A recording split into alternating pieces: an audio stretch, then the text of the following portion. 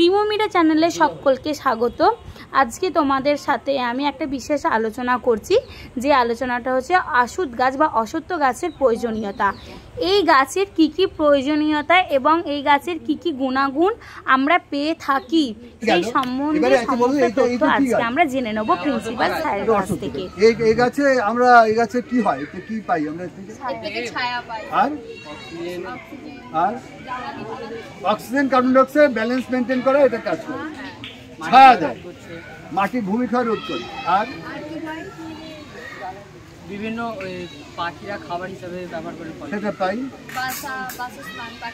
এই গাছে কোনো ফল হয় না, আম কাঁঠালে যেমন ফল হয়, এখানে ফলটা আমরা খাই না, কিন্তু রাখি।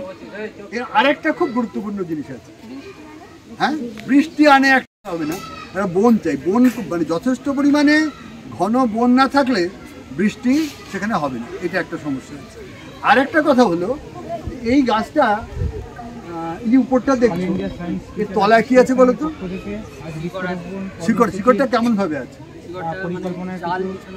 একটা গাছের উপরটা যেমন না, উপরে যেমন অনেক ডালপালা রয়েছে, এর যদি পাতাগুলো ফেলে দাও, অধিকাংশ গাছের ক্ষেত্রেই এর তলাটাও সে সেরকম। এর তলা এরকম একটা বিরাট জায়গা ধরে অনেক দূর পর্যন্ত শিকড় চলে গেছে।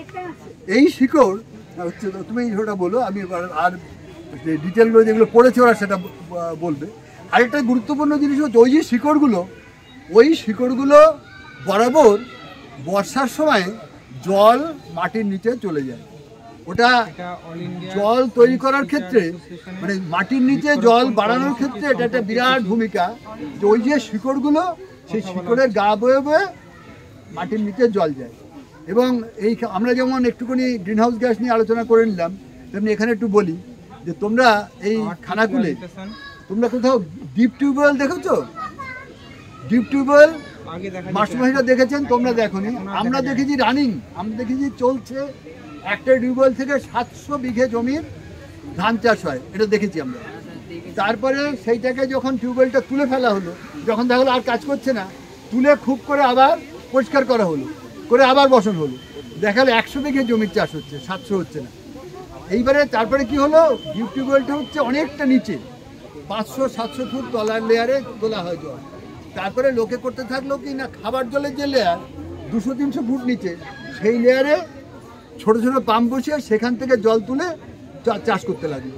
কিছুদিন পরে দেখা গেলো খাবার জলই পাওয়া যাচ্ছে। মানে মাটির তলায় জলের যে স্তর বা জলের যে জমা হওয়া, সেই জমা হওয়াটা কিন্তু একদিন দুদিনে হয় না। কয়লা বা পেট্রোলিয়াম এগুলো যেমন কয়েক কোটি বছর লেগেছে, মাটির তলায় জল জমতে অন্ততপক্ষে কয়েক হাজার বছর লাগবে। তুমি যদি একটা জল তুলে নাও, এমনভাবে তুলে নাও যে সেখানটা আর জল আসছে না, সেখানে আবার ওরকমভাবে জল যেতে কী প্রক্রিয়ায় যায় সেটা এখনো পর্যন্ত খুব ভালো করে জানা যায়নি। কিন্তু এটা জানা গেছে যে সেটায় অত্যন্ত দীর্ঘ সময় লাগবে।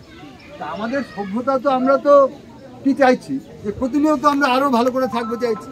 তো একবার জল তুলে নিলে সে জল তো আর পাবো না, কদিন পরে আমাদের জলের অভাব হবে। সারা পৃথিবীতে এখন জলের অভাব শুরু হয়ে গেছে।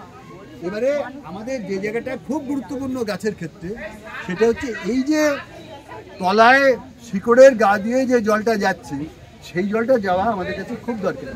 এছাড়াও নানাভাবে জল আমাদের সংরক্ষণ করা দরকার। তা আজকে মানে বৃষ্টির জল সংরক্ষণ করে মাটির নিচে যাতে যায় তার চেষ্টা করা দরকার। তা সেই প্রসঙ্গ আজকে আমরা বিশেষ যাচ্ছি না। আমাদের আজকের যে প্রসঙ্গ বৃক্ষরোপণ, তো বৃক্ষরোপণের যে সমস্ত কারণ, তার মধ্যে এটাও একটা কারণ, যে কথাটা সাধারণত কেউ বলে না, কিন্তু এটা খুব দরকারি একটা কারণ।